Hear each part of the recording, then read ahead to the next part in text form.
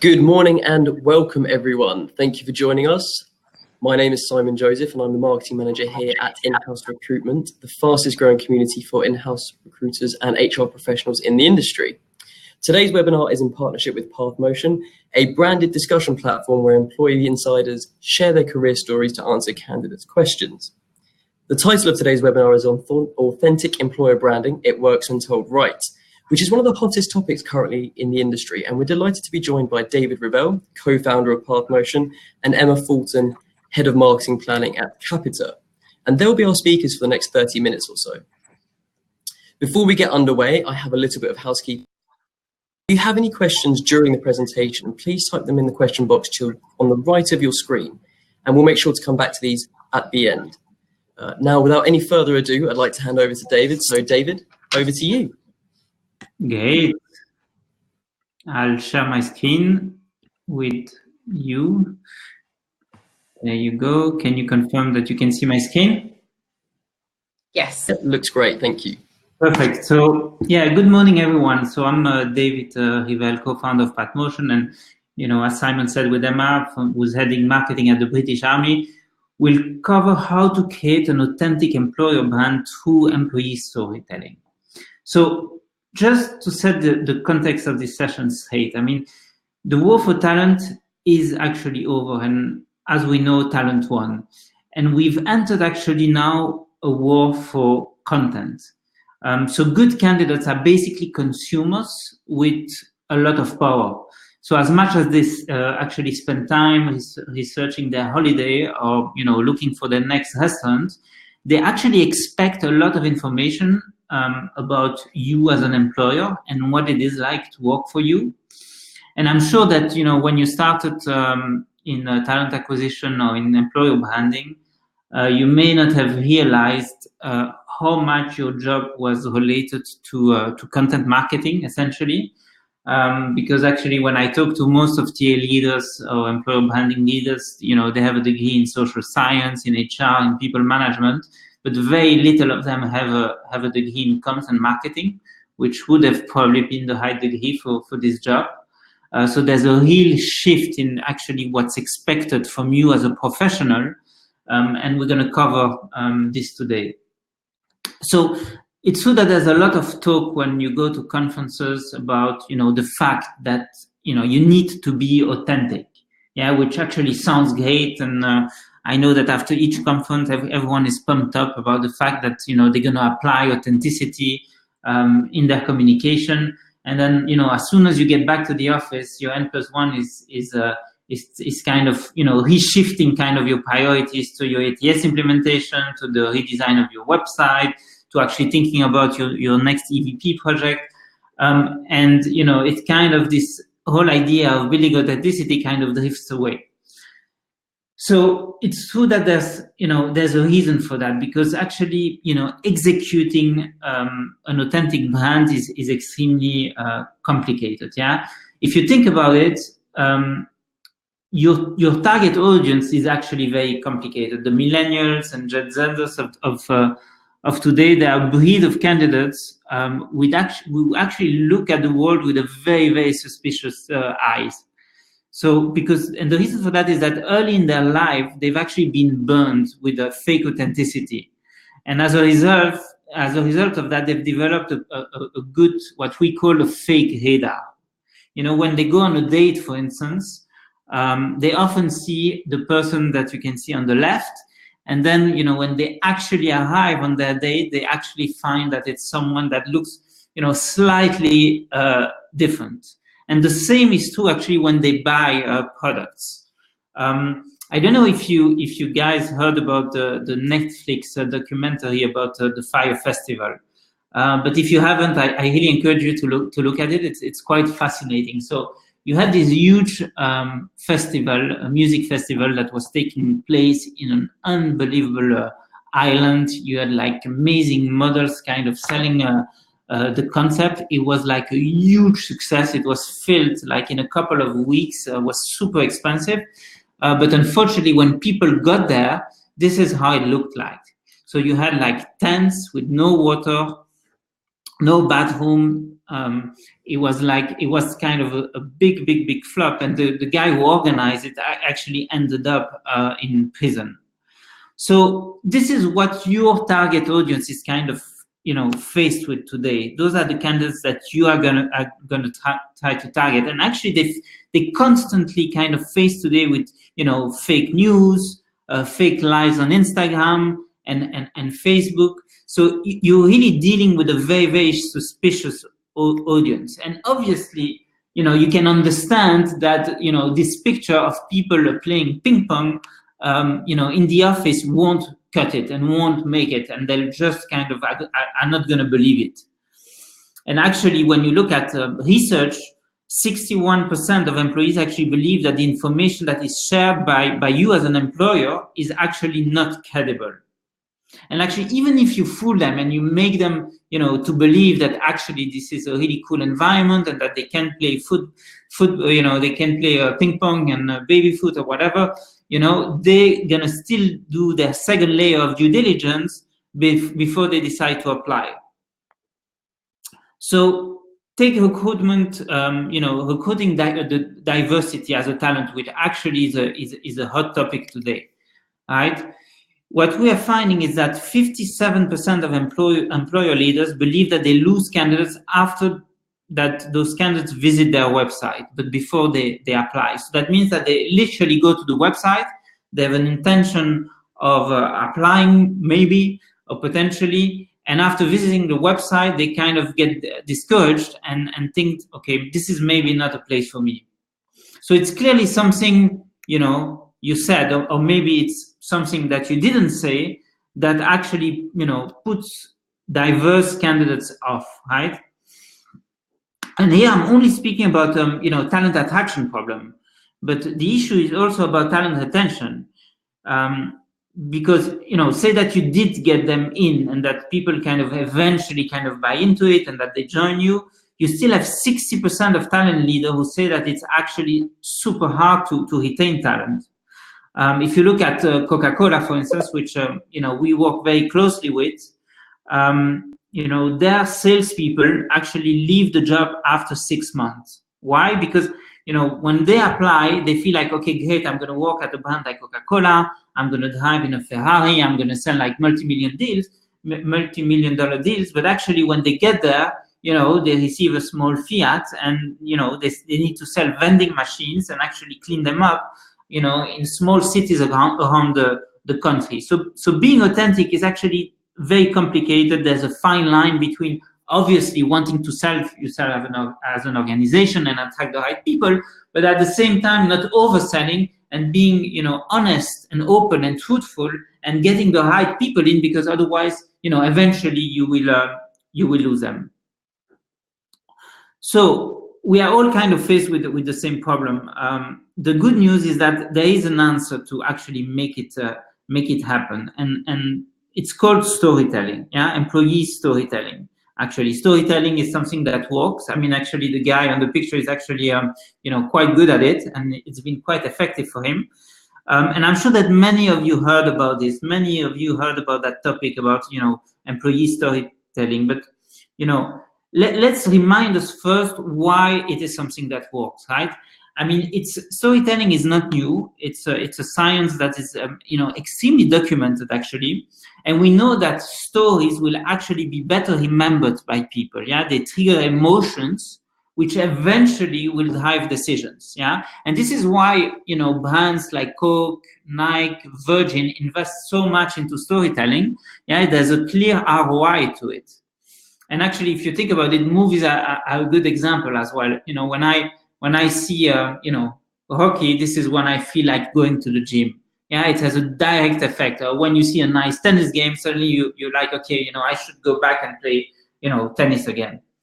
And it's already established actually as a science and as a practice in many sectors. So if you look, for instance, at charities, there's a fascinating study that was done by the Wharton Business School, and they actually compared two ads. Yeah, the first one was actually putting facts forward. They were saying, okay, better nutrition could cut stunting by 33%, and kind of enticing obviously people to donate to actually cut stunting.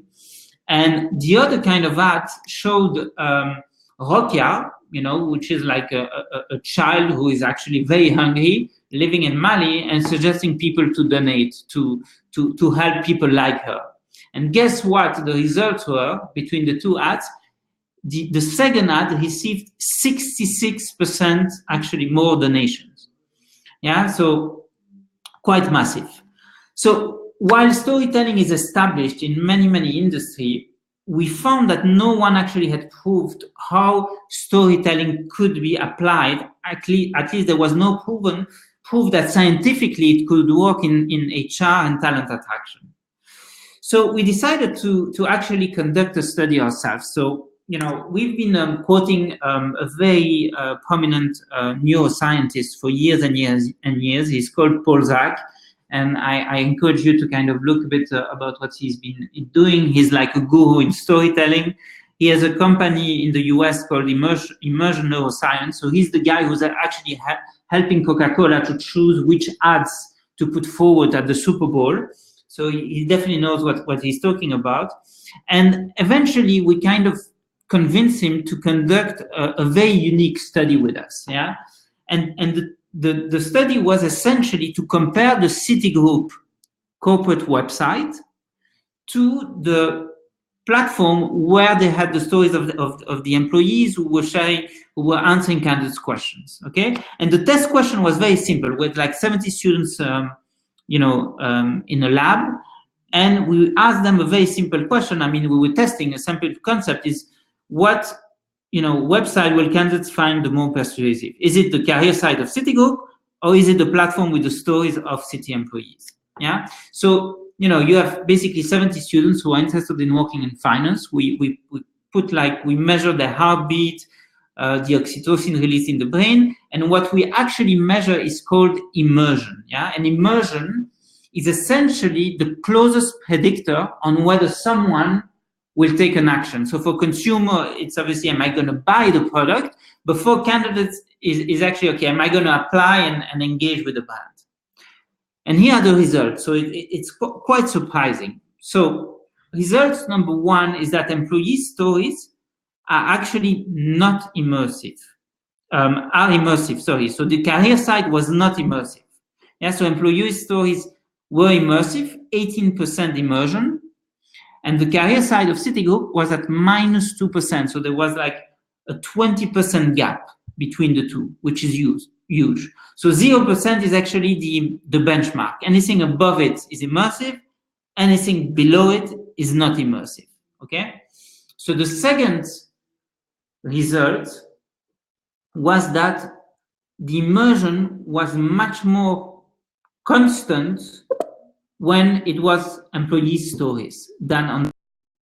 And again, you can see that on the career side, there's a peak at the beginning. So when a candidate comes to your career site, or when they start speaking with you as a recruiter, they get excited.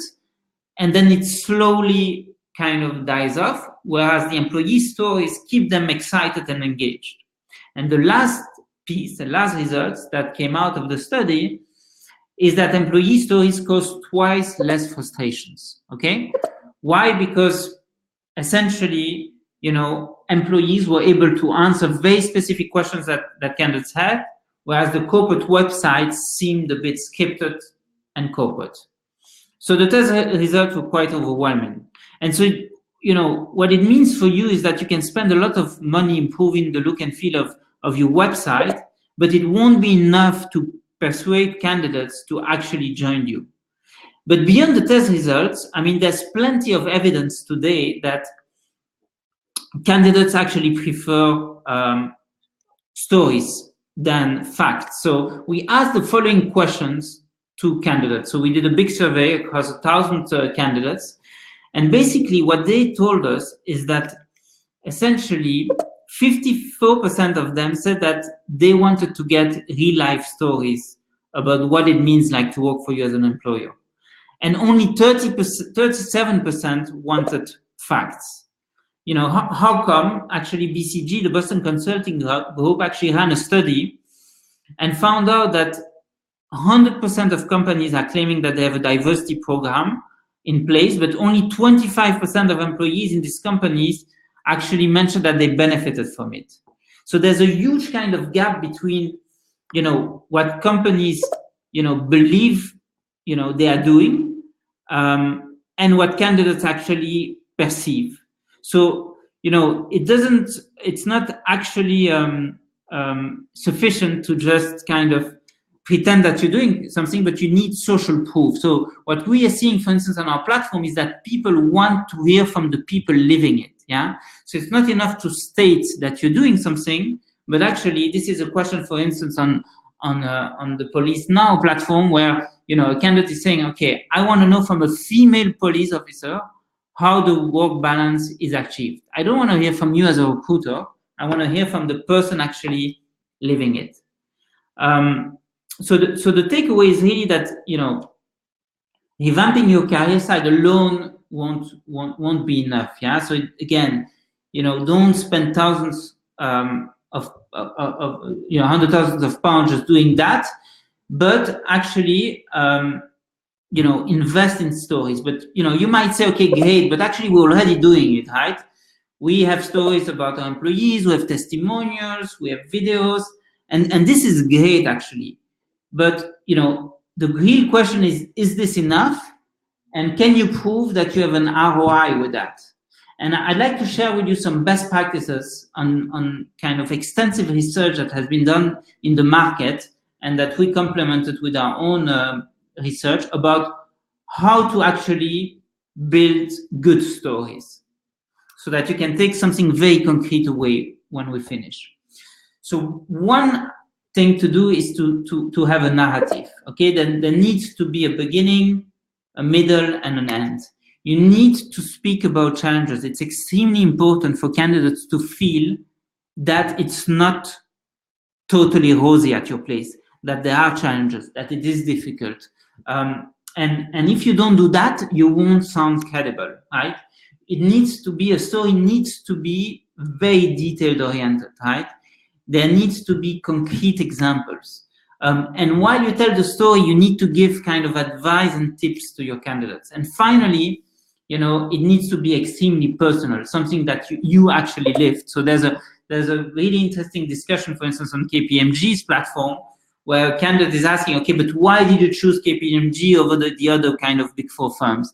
And the guy answering the question, it's funny, it's a super popular question on the platform. He says, okay, I actually chose KPMG because they were sponsoring my rugby team. Yeah. And this meant for me that they're into sports. So again, it might not be the perfect answer. It might not be very logical for something to think, okay, you join an employer because they sponsor a rugby team, but it's a personal story. And that's what makes it impactful. So another example, that I like from one of the platform, and again, to show you a very concrete example, was a question from a kind of a single mom with a 2-year-old child who was applying to one of our clients and saying, okay, how do you manage work-life balance as a mother? Especially me, I don't have a husband to help me at home. Is it possible for me to join actually? And you had another woman answering that question saying, okay, yes, I have 2 kids, age 2 and 4, and actually it's not easy. Again, you speak about the challenge, you speak about the fact that it didn't come easy to her. But then she went in her personal story and said, okay, this is how I do it. This is how I balance my time. Those are my working hours.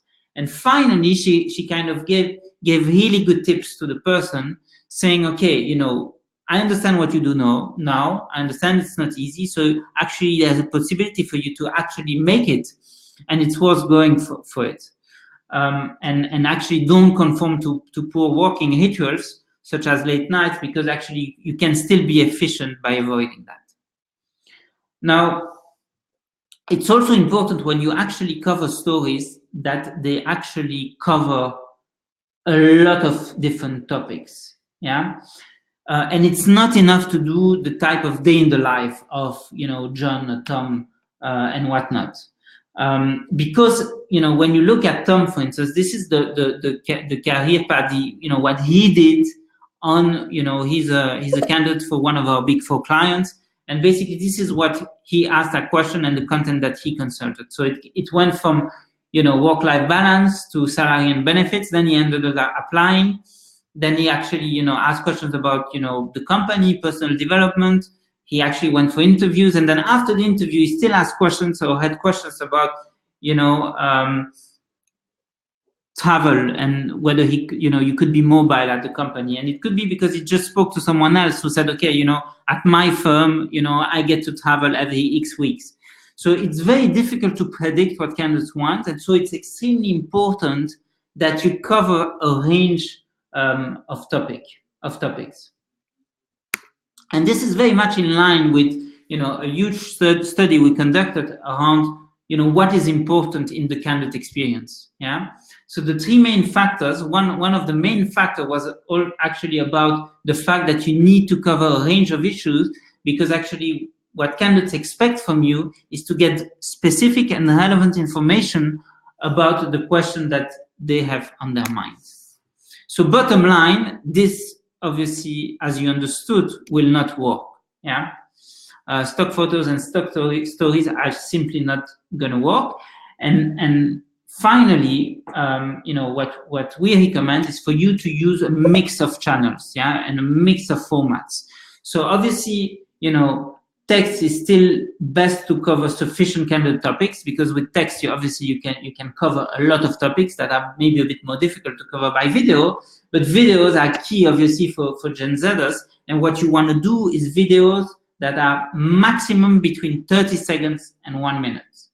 And the final format we suggest you take are live sessions, yeah, because they are actually more immersive for candidates.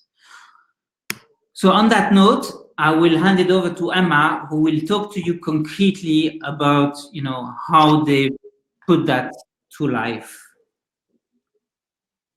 Thank you very much. I will just share my screen now.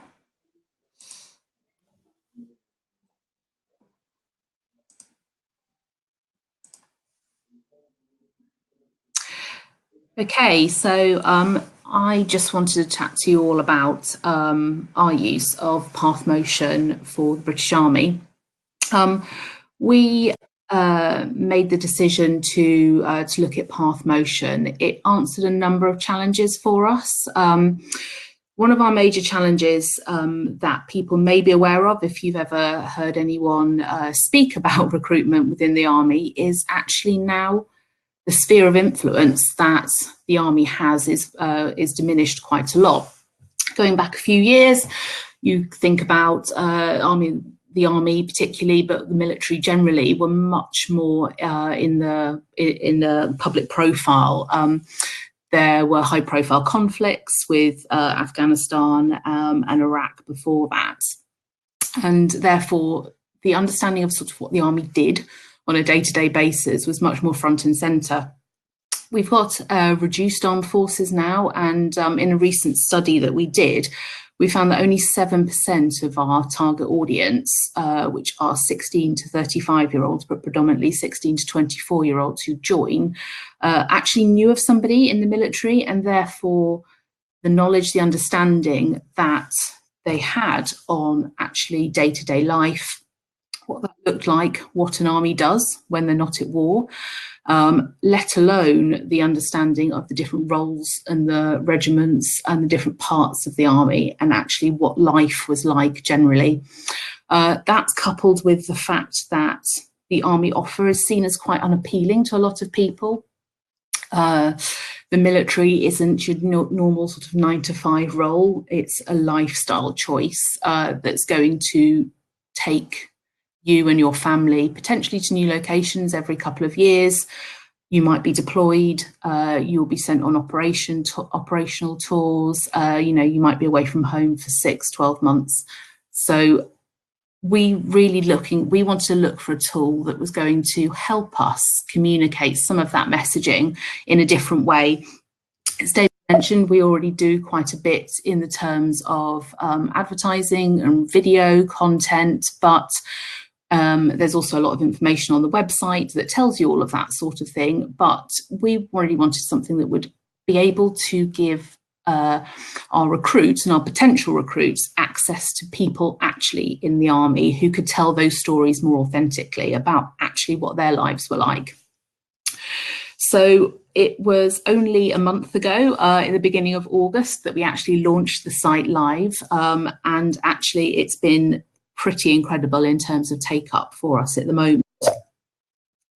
So one of the things that we were keen to look at was some of the myth busting, and just really the reality of it.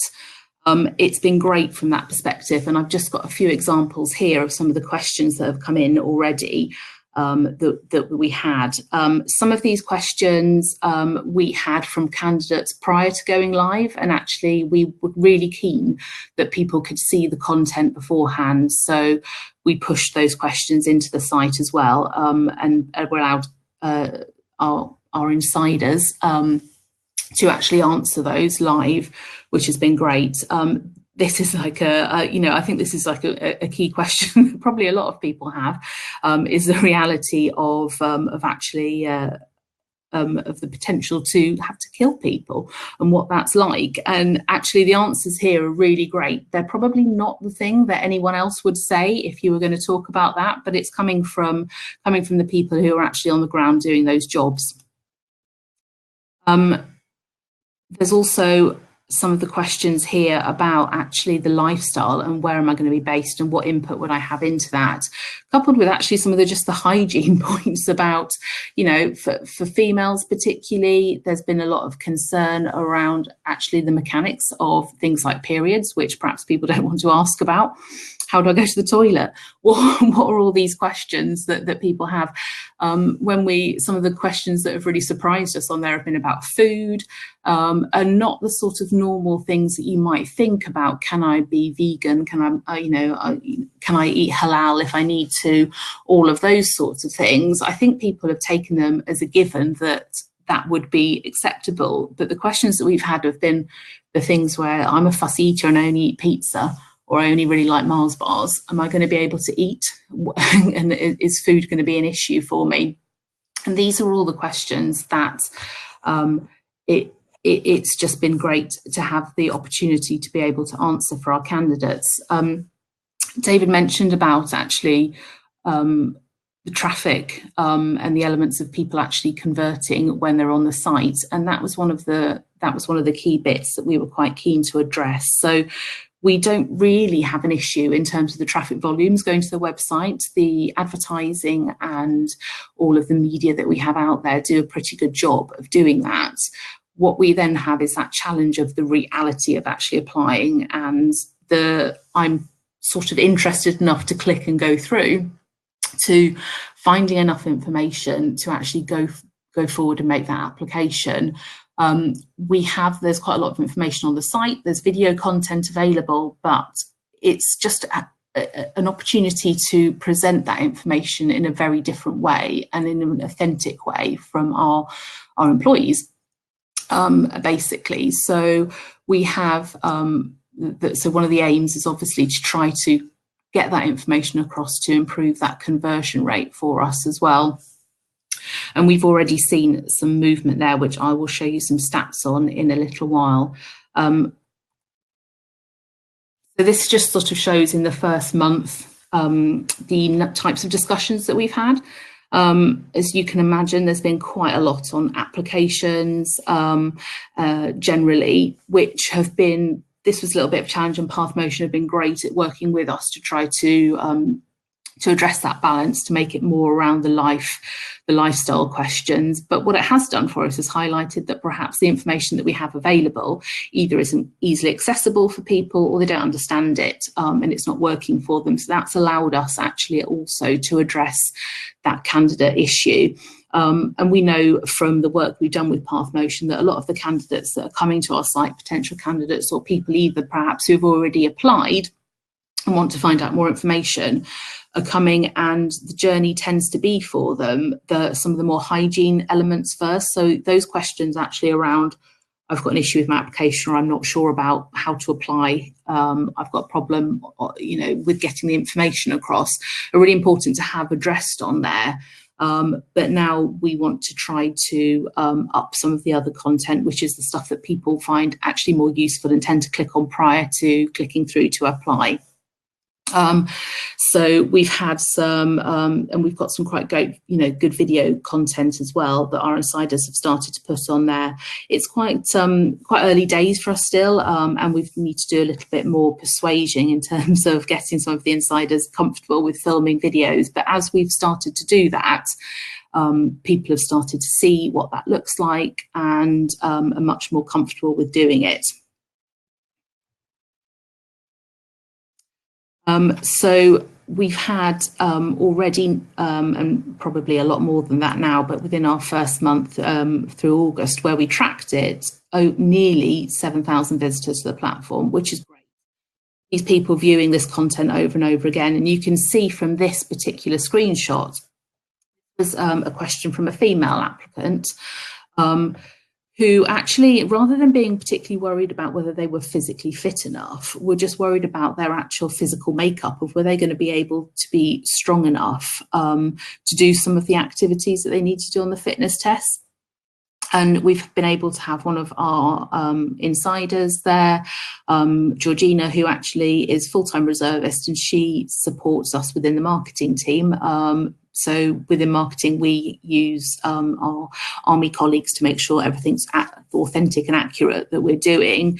And she's been a great advocate on that and has been helpful to be able to answer some of those questions as we start to build that content. But you can see here that although this is just one question and one response, just over 200 people, have seen that and gained information and been able to find that useful. The candidates can also rate it, and you can, as it becomes more popular, it'll move up the scale in terms of where it's viewed on the platform. So for us at the moment, it's giving us a huge amount of opportunities to address already within this first month some really key issues that we've not been sure how to solve. One of them being females, and that's going to be one of the subject of our first live chat that we plan to put on the platform shortly. We have around 20% of our applications are from females, but the issue that we have is more around converting people and keeping them in the process. Our female applicants tend to have more concerns around a number of elements, fitness being one of the main ones, but also just around lifestyle generally. And one of our challenges is actually trying to make sure we have enough female role models out in our regional areas where these people are applying from for them to speak to and try to alleviate some of these questions. So actually, PathMotion is going to be a really great tool for us to be able to use to help pinpoint our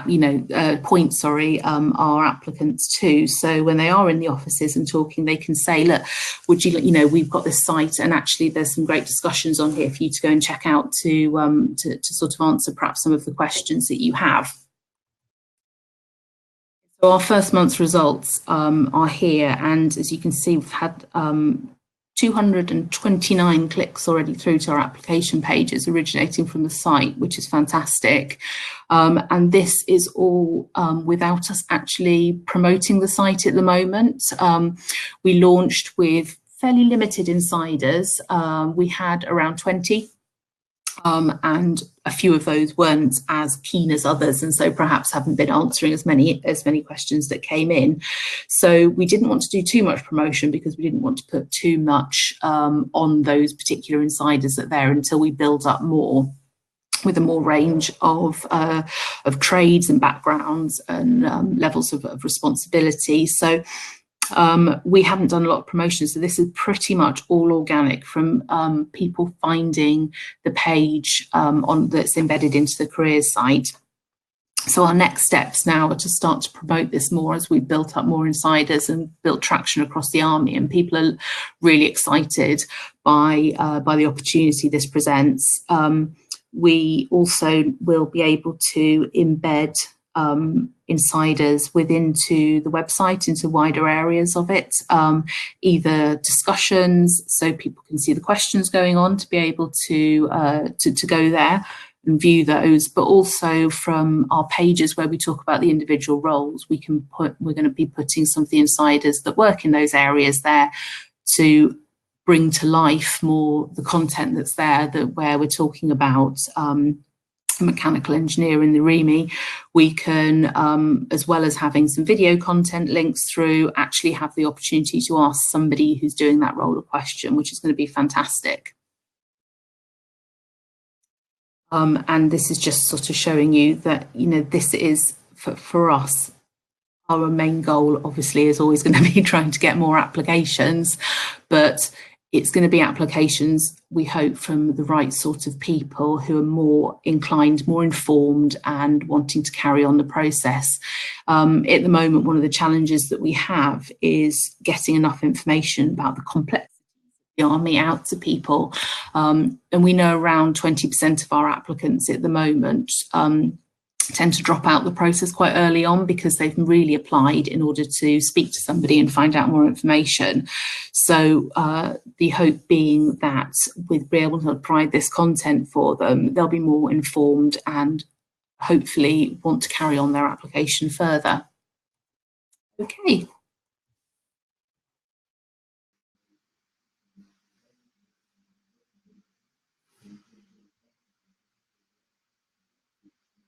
Thank you, Emma. So I don't know if you all saw, but there was a little button there where you can follow the conversation with David. That will come at the end as well. So thank you very much. So I can see there's a few questions there. So we'll start with Lauren. And I can see that there were a few technical issues some people were experiencing a few technical issues. So just to let you know that this will be recorded and sent out either later today or tomorrow morning. So do keep an eye out. If you did miss anything due to any technical glitches, you should receive that and be able to kind of go through it. And then if you have any questions again following the recording, you can send them over to myself or anyone at the in-house team, and David and Emma will be able to get back to you on that. So we'll start with Lauren's question here. So do you think companies do you think companies will be deterred by the possibility that their employees might present the company in a bad light with their honest answers?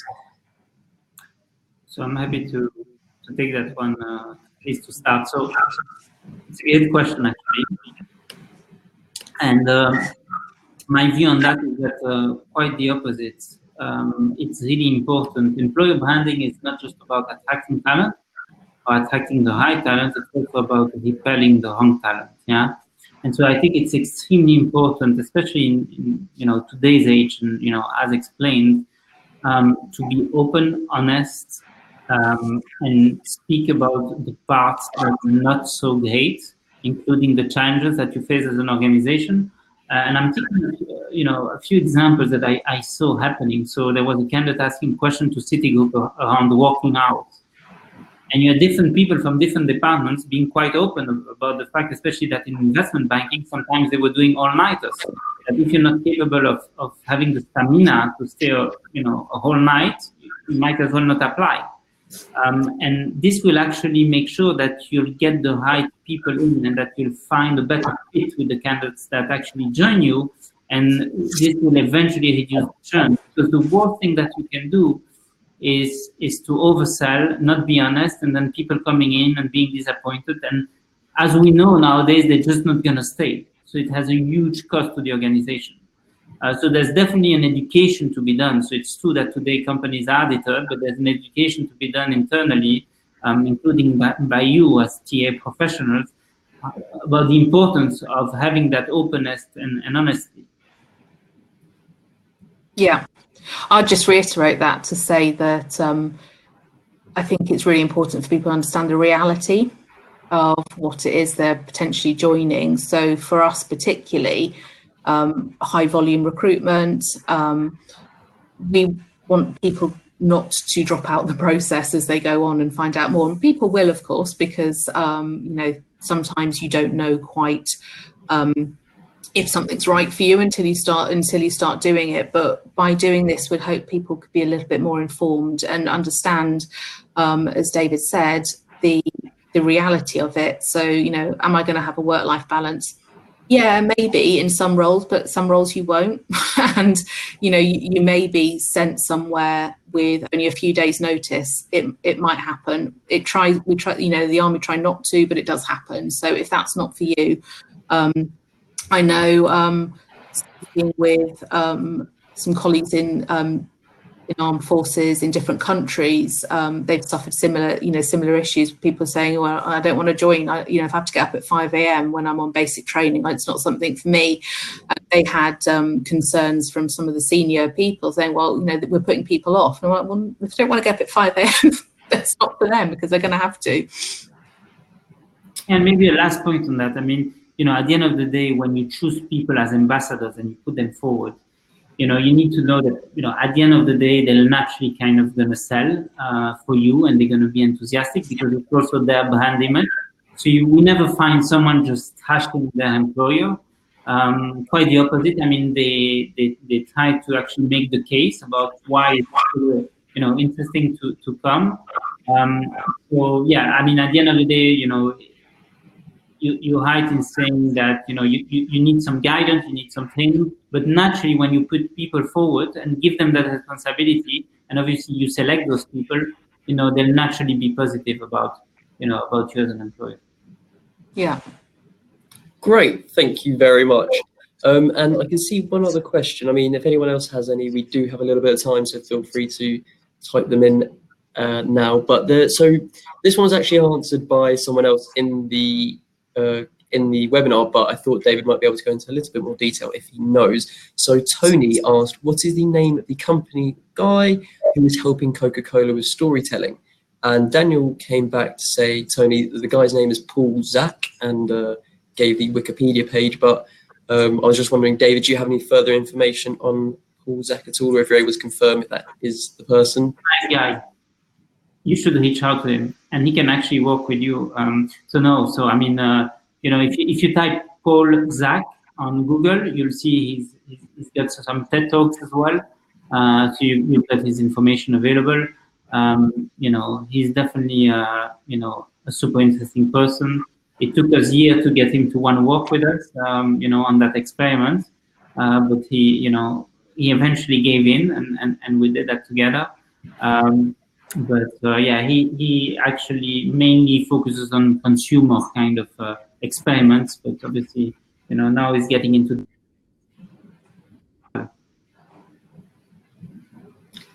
Great. And I've got a question about my personal story that I can answer, right? Sorry, say that again, David?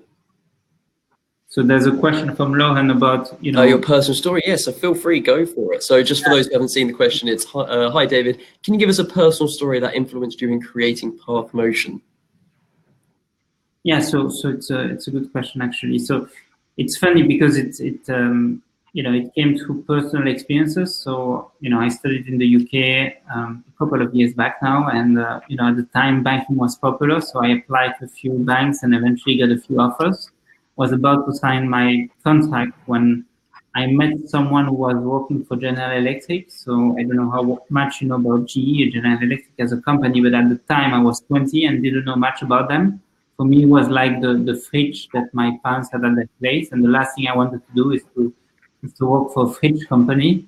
But eventually the guy spoke to me about the fact that he got paid training, was travel around the world, he had impact on the CFO, and eventually convinced me to consider and to apply. And I eventually joined them. And, despite the fact I was earning much less than in banking, it was kind of my first experience of being exposed to an insider, essentially, or an ambassador who was telling me from the inside how it was like to work for an employer.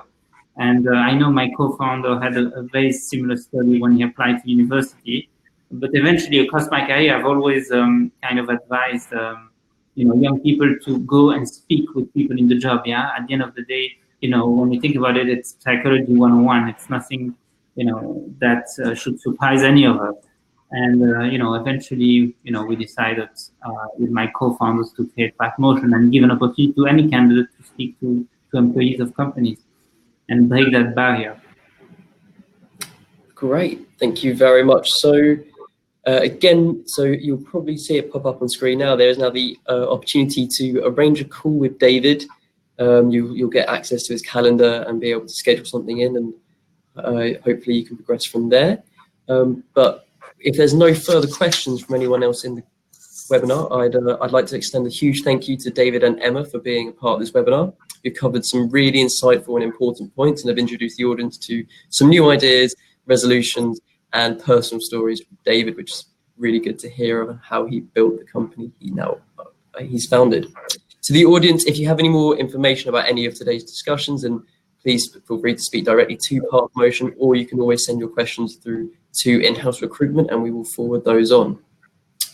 So thank you very much for everyone joining, and please keep an eye out for the recording if you had any technical issues, and as I mentioned, send those questions on through to in-house recruitment. Have a good rest of the day, everyone, and thank you very much. Thank you. Thank you, guys. Have a good day.